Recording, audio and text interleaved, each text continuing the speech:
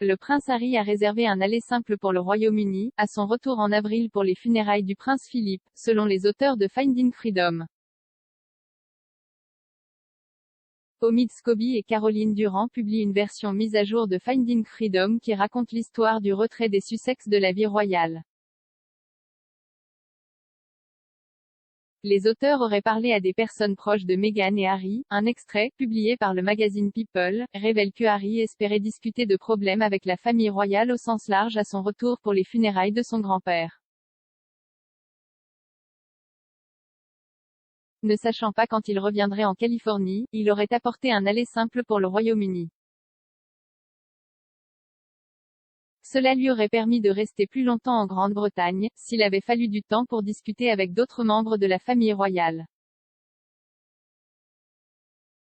Monsieur Scobie et Madame Durand ont écrit. Il y avait le sentiment que ce voyage pourrait également être l'occasion de se réunir et de parler sans le filtre du personnel en tant qu'intermédiaire, dont un certain nombre que les Sussex étaient venus découvrir était à l'origine de bon nombre des fuites dans les médias qui l'ont traité en tant que membre de la famille royale. Les funérailles de Philippe ont eu lieu le 17 avril à la chapelle Saint-Georges du château de Windsor.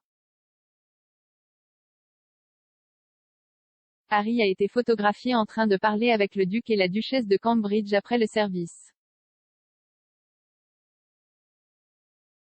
Selon le livre, c'était la première fois qu'ils se parlaient face à face en 15 mois.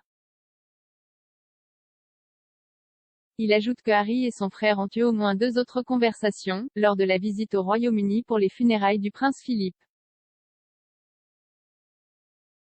Monsieur Scobie et Madame Durand rapportent que Harry s'est également entretenu avec son père, mais un certain nombre de questions sont restées, non résolues. Les funérailles du duc d'Édimbourg ont eu lieu un mois après que les Sussex ont accordé une interview incendiaire à la légende du talk-show américain Oprah Winfrey. Au cours de l'entretien, Meghan a révélé qu'elle avait eu du mal à obtenir un soutien en matière de santé mentale alors qu'elle faisait partie de la famille royale et qu'elle s'est sentie suicidaire à un moment donné. Elle a également affirmé qu'il y avait eu des inquiétudes et des conversations au sein de la famille au sujet du teint des Archie, avant sa naissance. La duchesse a ajouté, « Cela m'a été transmis par Harry, ce sont des conversations que la famille a eues avec lui. » Harry a confirmé que la discussion avait eu lieu en déclarant, « Cette conversation, je ne la partagerai jamais.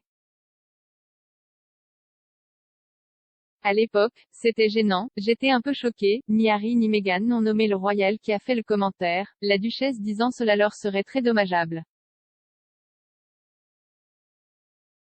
Cependant, Madame Winfrey a confirmé plus tard qu'il ne s'agissait ni de la reine ni du prince Philippe.